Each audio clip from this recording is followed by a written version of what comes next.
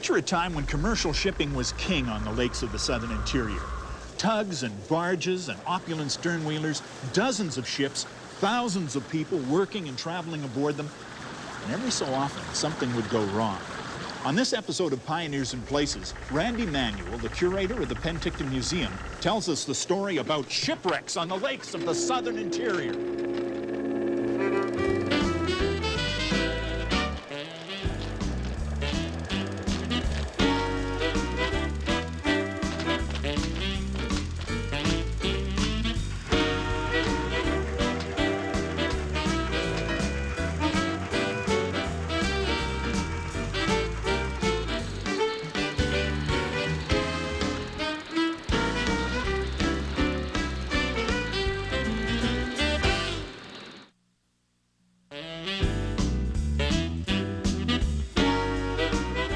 Welcome to Pioneers in Places. Mike Roberts with our storyteller for this evening, the curator of the Penticton Museum, Randy Manuel. And our story tonight is about just how large the sternwheeler steamboat industry was on the lakes of the interior of British Columbia, starting back when? When did the first steamboats come on to, say, Kootenay Lake?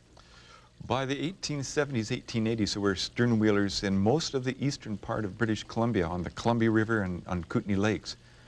Brought in because, of course, Fort Steele and the policing that has to go over there, but primarily for the silver, lead, and zinc mines that were starting to develop all through the east and the west Kootenays. So these boats were there to bring equipment to the mines and then take the product of the mines out.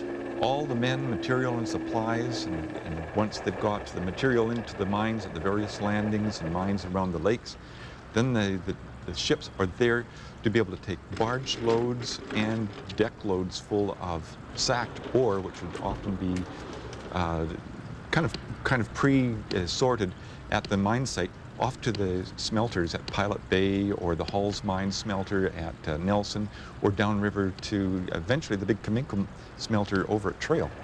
Now, these were both American and Canadian boats. Where did the American influence come in? Well, the Columbia Kootenay Steam Navigation Company operated out of the States, and they were operating mostly on Kootenay Lake because they were trying, of course, to be able to put the CPR out of business. And the fact that the Kootenay Lakes and the Kootenay River is an international river meant that boats could come up the Kootenay River from Bonner's Ferry and into Kootenay Lake, and they were able to access the mines all up and down the east and west coast of the lake system there. Now, if we go back to 1870, that obviously predates the CPR, because, I mean, railway didn't come through from the CPR's point of view till 85. So what kind of boats were on the lakes at that time? Mostly small private vessels. We don't start to get into really big steamboats until the 90s. And then you start to have boats like the Kuskonook and the Kaslo and the City of Ainsworth, various sizes of vessels ranging from 80 feet to finally, by the turn of the century, the 1900s, you have the grandest of the ships, the Bonnington and the Nisukan on the Kootenay and Arrow Lakes, that were up to 200 feet in length with rolled iron hulls. So they were quite palatial vessels, ranging anywhere from stubby little ugly things, although functional, yeah, to these grand floating palaces. Now, you said they were privately owned, so the guys that owned these, they had a pretty, paid a lot of attention to the bottom line. Were these boats reasonably run safely? No, not all the time. And there's a particular disaster called the City of Ainsworth sinking, which happened in '98. And in this particular case, it's November 29th of 1898. The City of Ainsworth, which was had its hull built in Ainsworth and its engines installed down in Bonner's Ferry, Idaho, was operating out of Nelson and was on a trip to Bonner's Ferry. And as it leaves the west arm of Kootenay Lake, it has to cross from Proctor across open water to get over to Crawford Bay on the east side to be able to drop off people and pick up cargo and people before heading south. Well, as it gets out into the open waters of Kootenay Lake, it's hit by an incredible blast of wind, and it's not a very good crossing. The Ainsworth is a stubby little thing of only 84 feet in length and about 16, 18 feet wide. The caulking in these boats and their wooden hull, there's twisting back and forth. It starts to take on water. It's not a very healthy situation in a November gale on Kootenay Lakes. But it does make safe landing on the other side, and it gets rid of a couple of the passengers that needed to get off. And several of the crew refused to go back with Captain Lean, who said, look, we've got to make Creston tonight and further down lake to be able to keep our schedule. And a couple of the crew said, no, we're not going to go. So he manages to be able to coax, I think it was a violin player who was going to play at a dance further down the lake, to be the fireman. So they head back out, and as they get out of the bay, they're hit by the full force of the gale. Now, these ships are essentially run on wood in those days. The larger ones would use coal later, but there's tons of wood on the front, and it's not the best wood in the world. It's reasonably green. Water is splashing over the bow.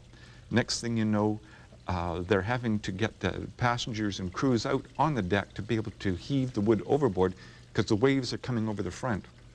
Unfortunately, a big wave comes up over the front, goes through the front loading doors of the ship and starts to dampen the fire, puts the fire out, which then stops the steam pumps from operating, which is getting water out of the hull, and they cease to function. The ship starts to founder. And it starts to heel over on its side. Things are getting pretty disastrous. Captain Lean calls for everybody to abandon ship and to let the lifeboat over the side. They get the boat over the side, but it's smashed to pieces right away by the rocks and the ship's tossing back and forth. So they manage to launch a second lifeboat. And as the crew get into that, and here we're talking about safety issues, the crew is into the boat first, to hell with the passengers. And Captain Lean is horrified to find that boat overturned, and 5 out of the 6 people in that are drowned. He manages to be able to get the boat righted up. The oars are lost, so they take a door off the pilot house and other pieces of wood, and he manages to make 3 trips from the sinking vessel with the little survived, the little rowboat that he's just managed to grab, and he gets to shore. But the end result is that 3 passengers and 6 crew die on that particular run, and the vessel eventually sinks in roughly 100 feet of water. Several days later, when the weather subsides, one of the salvage tugs, I believe it was the Caslow, manages to hook on to the submerged hulk. And they're, in the effort to try and rescue it, it actually drifts further out into Crawford Bay and sinks into deeper water. And the vessel now sits in about 110 meters of water, about 358 feet of water. A fairly intact wreck of one of the early Kootenay Lake vessels. So how many wrecks are there of sternwheelers and other vessels on these lakes? There are dozens. They range anywhere from the wreck of the Nakusp, whose hull has never been found off of Arrowhead, to smaller vessels such as the Proctor, which is on Trout Lake at Trout Lake City, and it was a small tug of about 60 feet. There's the hull of the Bonington, which is in the bay at Beaton on the north arm of Arrow Lake, and there are also trains in the bottoms of some of these lakes. We'll get to those stories in just a moment. We'll be back to tell more about shipwrecks on the interior lakes of British Columbia with Randy Manuel right after this break.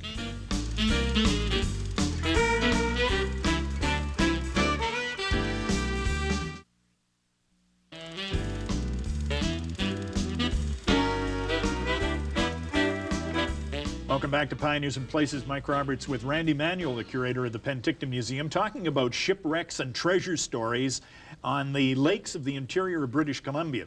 And you didn't have to have a very big lake in order to have a number of shipwrecks. Slocan Lake's one of those. Not a very big lake, but it certainly had a number of vessels on it. And they carried all sorts of items to and from, of course, Slocan City, up the lake to Rosebery, and past places like New Denver and Silverton. And it was at one of these docks in 1903 that we have a real disaster. Now these are small barges that would carry anywhere between 8 and 12 boxcars of material. On this particular barge, they're loading at night. It's winter time. A young 20-year-old fellow by the name of Connolly is riding the top of the first boxcar to go onto the barge. The boxcar unfortunately went flying off the end of the barge, and of course these are very deep lakes and into extremely deep and icy cold water. Young Connolly, who was out from England and really working his first job, was drowned and his body never found. But inside that particular boxcar were 800 bars of silver, each bar weighing 70 pounds apiece, went to the bottom of the lake. Whoa. Now the CPR came in and started to try and salvage. And of course in those days they're having to use the old diving bell, you know, the fellow that wears the hood. Hard hat diver. The old hard hat diver. He managed to be able to get most of the silver bars out, but not before the weight of the bars inside the boxcar start to be able to shift the weight. And the boxcar, being on a slippery, muddy slope, starts to slide into even deeper water. And there were at least 65 bars of silver still left in there. Now, somewhere in the 1930s, there was an accident in which a young lad was swimming in the area, and he was lost and drowned.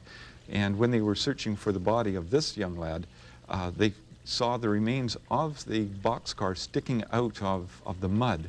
But there has been no success and successful attempt to be able to get at the silver. Boy, 67 bars maybe, at 40 pounds apiece? 70 pounds. 70 pounds 70 apiece. pounds apiece. And silver, I mean, now it's virtually worthless. What, $7 an ounce or something these days? Well, it's, you know, it's only a little math there. That's only about $500,000 in silver still. Isn't that something? And where is this again? Where is the X on the map? X on the map. You just follow me this coming summer when I'm in my canoe, and if nobody's looking, but it's on Slocan Lake. It's near Silverton City. Slocan Lake had its bad luck. I mean, it lost more than just one boxcar off the edge. It did. In fact, it's a very deep lake. And one of the things that they did on these lakes, besides running barges and stern wheelers, they took rail transfer barges from the railhead at Slocan City to the other railhead, which was Rosebery, at almost near the head of the lake, where the trains would continue on to Nakusp or on up to Sandon. Now, on this particular night, they've got a steam engine, a caboose, a snow plow, and 3 boxcars. And the boxcars have lumber on them. And as they're going down the lake, the barge takes on water and starts to create an angle in which the entire train rolls off the barge and into 800 feet of water, about 2 miles north of Slocan City. Now, the boxcars all bobbed to the surface because they're loaded with lumber. But the steam engine, the snow plow, and the caboose went to the bottom of the lake. Fortunately, no loss of life. But obviously, the railway is going to be concerned about this loss of major pieces of equipment. Well, the crew was riding in the tug that would be pushing the barge, and they would have been in there nice and warm during that long trip down the lake. And so when the barge and tug finally make Slocan City, minus the train, somebody has to account for this. There is this sad phone call to headquarters at Nelson. And of course, they have to be able to contact the operators to be able to say whether the train is on its way or where it happens to be for traffic control. And of course, they let Nelson know that no train is coming because it's now resting sublimely in 700 to 800 feet of water in the bottom of the lake. And when they asked for a train to be sent out, there was a curse denouncement of no, you'll have to wait until the next day. So New Year's Eve was spent sadly in Slocan City, not exactly a hub of activity to be able to bring in the year 1947. Interesting. We're going to take a break here, come back in just a second, because there were stern wheelers and steamboats on the Okanagan Lake system, and there was clumsiness involved there too, and we'll talk about that right after this break.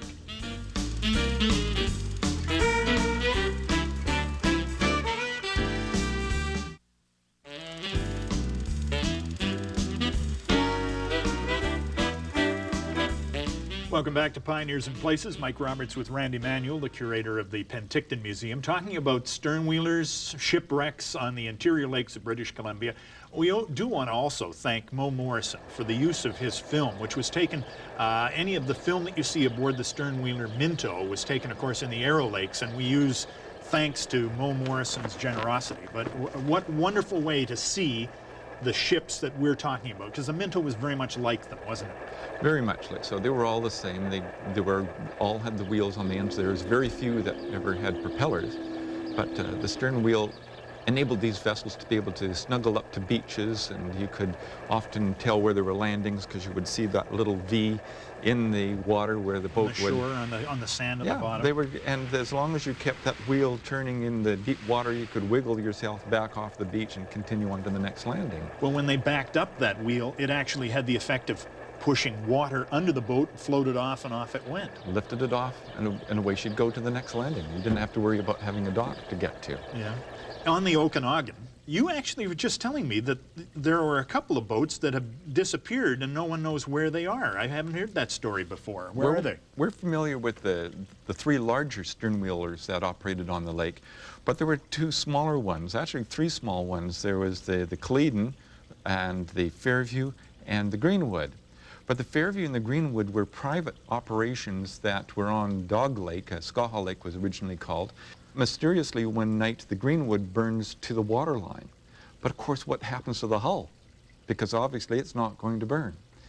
And the hull of the Greenwood and the Fairview have never been found. What do you need to do to solve this problem? I just have some scuba divers to take a turn through there?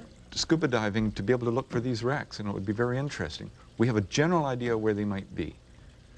The queen ship, I guess, of the CPR fleet on the Okanagan was the Sicamous. But that didn't stop her from being scarred by the wilds of the winds and the waves. The Sicamous was over 220 feet long, huge vessel, and in its day could carry upwards to 500 people. Now, very tall vessels, and of course, again, these shallow drafts. And like I mentioned earlier about the Kootenay Lake, these lakes, the north-south runs, can get incredibly huge winds and large waves. As the Sicamous was coming into the docks at Naramata one windy day, it was caught broadside because it had just come from Summerland. So now it has to cross the lake broadside to the wind. It's 4 decks high, and it heels over just as it's coming into the dock. Now you have these large dolphins or pilings to be able to help guide the barges and the ships into the wharf. Well, unfortunately, it heeled over just at the wrong point, and this dolphin went in through the front loading door and rips out about 38 feet of the main deck, spilling freight and mail into the water as the ship proceeds and is finally stopped by, of course, this thing just all the way down the side of the ship. Damage. It's incredible. Again, fortunately, no loss of life. But when you go into the vessel today, you can see where that repair job has been made on that portion of the vessel. Take a look at this. This giant hammer exists and was wielded by people aboard the Sicamous to do what? Be able to bash the ice off of the ships. You can imagine these big hammers were really unwieldy, and you have to be able to walk down the length of the ship, that is the outside scuppers or the bumper rails, hang on to the cable handrail there, and with the other arm, if you're in good shape, to be able to whap the ice that the wheel is going to be able to splash up over the barrel that protects the paddles from splashing, or on the sides of the ships, because otherwise the stern would get too heavy and it would start to sink. Incredible hazardous job. Well, it would be, and you just imagine yourself this stern, I'll take that back off your hands, this big stern wheel sending up splashing and everything, and that's all going to encase in ice the whole back of this thing, and somebody has to go there on the slippery ground. He's not wearing cork boots or hobnail boots to do this. Can't wear hobnail boots because you've got canvas decks, and they would rip them all to pieces. And the ice in the wintertime created a number of problems for the crews that used to work these vessels. There's a story, for instance, of having to load coal. And of course, a big ship like the Sicamous burns 17 tons of coal per trip. So they have to take the coal out of the gondola cars, put it into a wheelbarrow. These are two-wheeled barrows. Take it down the gangplank, push it through the manhole cover into the coal hold, and then move that 17 tons forward towards the boiler. All in all, you're going to move that 17 tons of coal 3 times. But one fellow tells me that as he was taking this barrel down to the gangway, it slipped, and he went and plunged into the water between the hull of the ship and the dock into heavy slush ice. You can imagine that's pretty shocking. Oh. Unfortunately, one of his mates finds him and reaches down with the big gaff hook and grabs him by the collar and hoists him back out just like a flounder and puts the poor guy out on the ice-cold steel deck. Hopefully they put him up to the boiler and dry him out a little bit. To recover. There were so many ships working on the lakes of the interior, whether it be the Kootenai Lake, Slocan Lake, Arrow Lakes, Okanagan Lake, Skaha Lake. The commercial boat business was huge.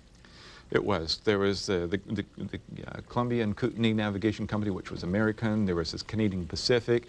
Even Canadian National ran their barges from 1927 to roughly 1973 between Kelowna and Penticton on Okanagan Lake. And they had some pretty horrendous winters out there. 72, 73 was a terrible winter where they actually had to set dynamite charges out in the lake to be able to blast a channel into the docks. 57, 58 was also a very bad year when the CPR was busy blowing up ice on the lake, much to the chagrin of the local RCMP, because the CPR failed to tell the RCMP that's what they were going to do, and unfortunately they thought the Sons of Freedom from the Kootenays were busy setting off charges, and all sorts of messages went back and forth, and I don't think there were some very complimentary words between the head of the RCMP and the CPR officials in those days. Has the definitive and authoritative history of the lakes of the shipping industry on the interior lakes been written? Not really, and the Underwater Archaeological Society of British Columbia is attempting to do that. And they've been doing an incredible amount of work over the last 20 years to be able to map and find and locate some of these wrecks and preserve them for historical purposes, and to make sure that these sites are protected and not salvaged and scavenged. Yeah. Randy Manuel, thank you very much for being here today and telling us some of the stories pertinent to that very subject. Thank you very much. Excellent. Thank you, Mike. Good work. Randy Manuel, curator of the Penticton Museum, and thank you for being here today. Join us next time on our next Pioneers and Places. We'll see you then.